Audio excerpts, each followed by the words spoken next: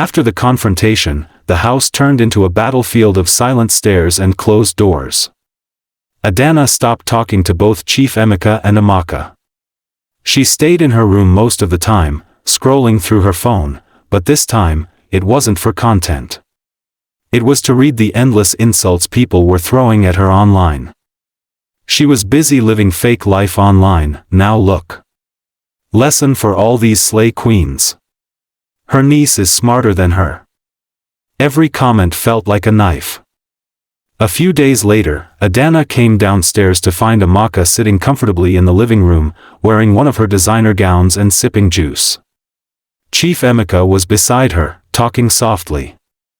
"Why is she wearing my dress?" Adana demanded. Emeka looked up. "Adana, stop acting like this. She's part of this family now.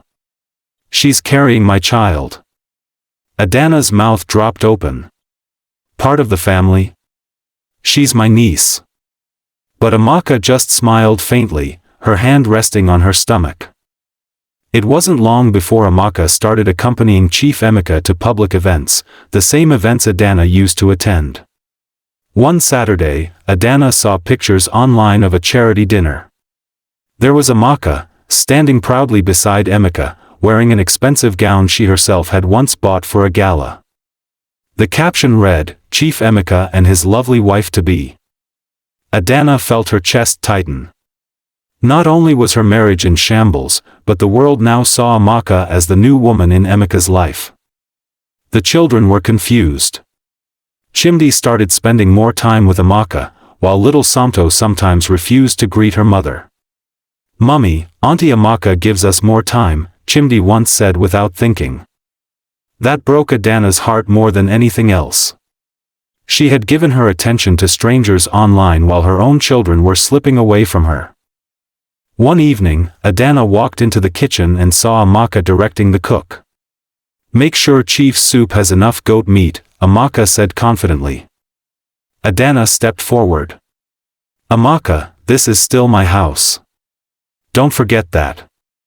Amaka turned slowly, her lips curving into a cold smile. "We'll see about that, Auntie." That was the moment Adana realized, Amaka wasn't just here by mistake. She had a plan, and if Adana didn't act fast, she was going to lose everything. The days that followed felt like a slow, painful nightmare for Adana. She was still in the same house, but it no longer felt like her home.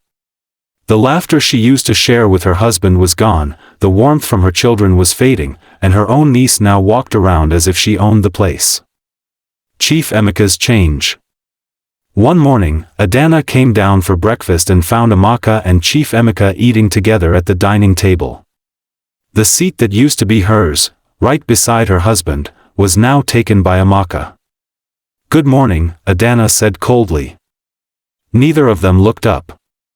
Emeka continued eating, while Amaka calmly poured him juice. "Amaka, don't you have other work to do?" Adana asked sharply.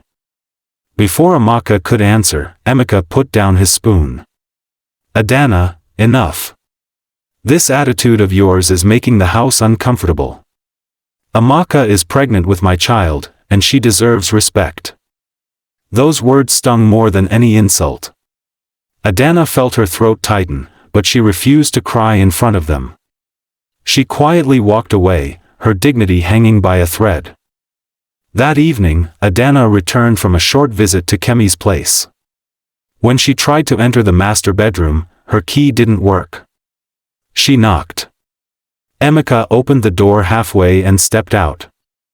"You'll be staying in the guest room from now on," he said without looking her in the eye. Adana stared at him in disbelief. "Emeka, this is my room."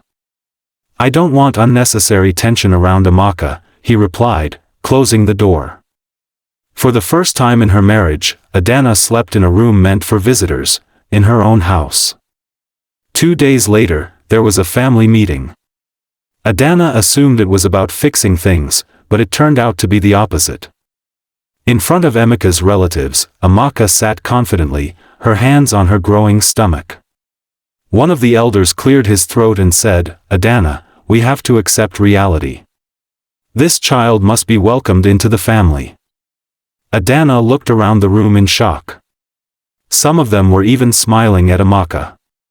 Nobody spoke for her. Not one person defended her. That night, as Adana was walking to the kitchen, Amaka stopped her in the hallway. Her eyes were no longer shy, they were cold and sharp. "Auntie," she said in a low voice, "you had your chance, but you wasted it. This house will soon be mine." Adana froze, her heart pounding. She realized then that this wasn't just betrayal, it was a takeover. Adana woke up the next morning feeling like a stranger in her own life. The guest room was cold, the bed unfamiliar, and the silence outside felt heavy. She could hear faint laughter from the kitchen, Amaka's voice mixed with Chief Emeka's deep tone. For a moment, she lay still, wondering how things had turned so fast. Just months ago, she was the picture-perfect wife on Instagram. Now, she was the outsider in her own marriage. Later that afternoon, Adana tried to make an online payment for a designer bag she had pre-ordered. The transaction failed. She tried again, still failed. Frowning, she called her bank, only to hear the words that made her chest tighten, "Madam, your joint account has been restricted. Only Mr. Emeka can approve withdrawals for now." She ended the call slowly, her hands trembling. The reality hit her, she no longer had access to her own money. That evening, Adana entered the living room and found Amaka speaking to the staff. She was giving them instructions as if she were the madam of the house. "From now on," Amaka said, "if you need anything for the kitchen, tell me first before you tell Madam Adana." Adana's eyes widened. "Excuse me? Since when do you decide how this house is run?" Amaka turned, her voice calm but sharp. "Since the man of the house said I could. If you have a problem, take it up with him." The staff avoided Adana's gaze.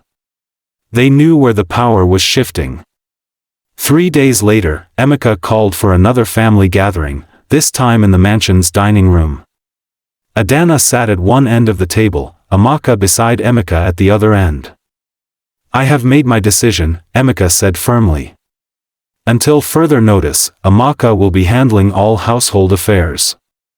Ada, you need to focus on yourself. Maybe take a break from the house." "A break?"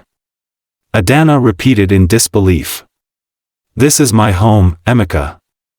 Emeka's expression didn't change. "Homes change, Ada. People change." Later that night, Amaka came to Adana's room. She closed the door softly and leaned against it, her arms crossed. "Auntie, let me make it easy for you," she said. "You can fight me, but you'll lose. Chief is already on my side. The staff listen to me. Even the family elders respect me now. Soon, you'll be nothing here." Adana stood up, her anger boiling. "Amaka, I took you in when you had nothing. This is how you repay me." Amaka's lips curled into a smile. "I didn't come here to be a maid, Auntie. I came here to rise." That was the moment Adana realized, Amaka's pregnancy might not even be the whole story. Something deeper was going on, and if she didn't uncover it soon, she would be erased from the life she built. For Part 3. Comment, like, follow and please don't forget to subscribe to my YouTube channel.